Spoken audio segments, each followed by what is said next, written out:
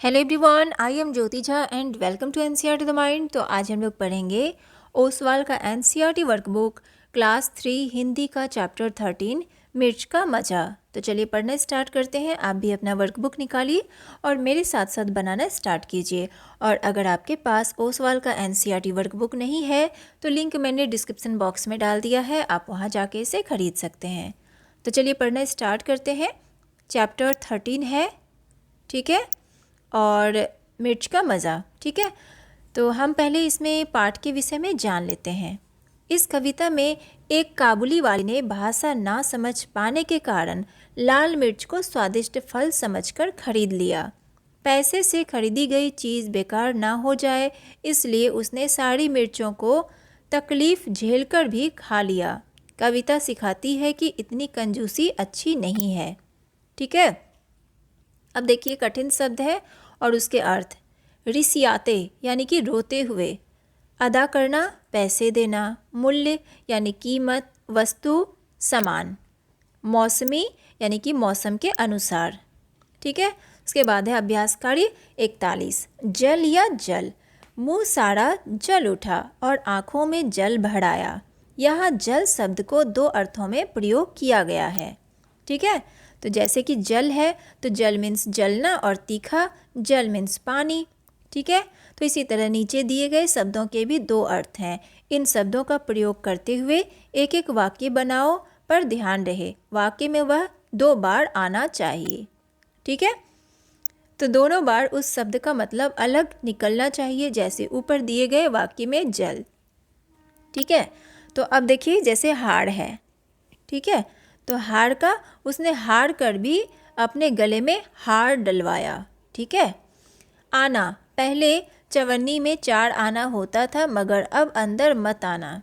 उत्तर, ठीक है, तो सूर्य उत्तर में निकलता है और तुम्हारा उत्तर सही नहीं था। फल, फल चुराना अच्छी बात नहीं है, मेहनत का फल अच्छा होता है। मगर, नदी में मगर है मगर तुम उससे बचकर रहना।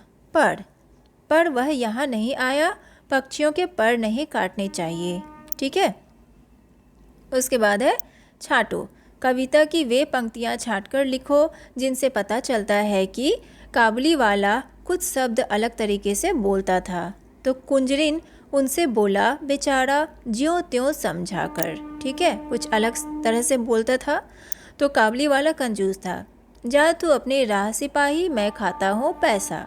मिर्च बहुत तीखी थी मगर मिर्च ने तुरंत जीभ पर अपना जोर दिखाया। मुँह सारा जल उठा और आँखों में जल भर आया। काबुली वाले को मिर्च के बारे में नहीं पता था। लाल लाल पतली छीमी हो चीज़ अगर खाने की। काबुली वाले को 25 पैसे की मिर्च चाहिए थी तो हमको 2 तोल छीमियाँ फफत 4 आने की, ठीक है। उसके बाद है अभ्यास कार्य 42। बातचीत के लिए, काबुली वाले ने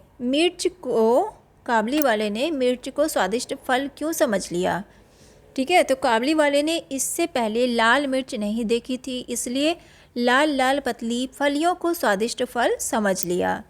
सब्जी बेचने वाली ने क्या सोचकर उसे झोली भर मिर्च दी होगी।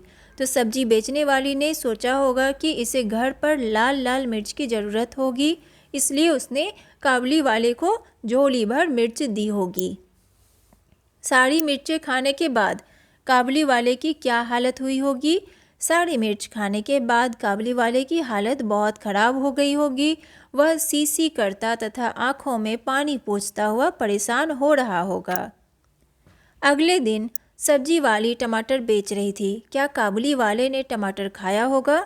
तो काबुली वाले ने टमाटर बेचने वाली से टमाटर लेकर नहीं खाए होंगे क्योंकि दूध का जला छाछ भी फूंक कर पीता है, ठीक है। आगे पीछे, कुंजरिन से बोला बेचारा ज्यों त्यों कुछ समझाकर। इस पंक्ति को ऐसे भी लिख सकते हो, बेचारा ज्यों त्यों कुछ समझाकर कुंजरिन से बोला। अब इसी तरह पंक्तियों को फिर से लिखो। हमको 2 तोल छीमियाँ फफत 4 आने की। हमको फफत 4 आने की, तोल 2 छीमियाँ। वह खाता ही रहा मिर्च की छीमी को सिसियाते। मिर्च की छीमी को सिसियाते वह खाता रहा। जा तू अपनी राह सिपाही, मैं खाता हूँ पैसा, मैं खाता हूँ पैसा, जा तू अपनी राह सिपाही। एक काबुली वाले की कहते हैं लोक कहानी, लोक कहानी एक काबुली वाले की कहते हैं। ठीक है, उसके बाद है अभ्यास कार्य 43।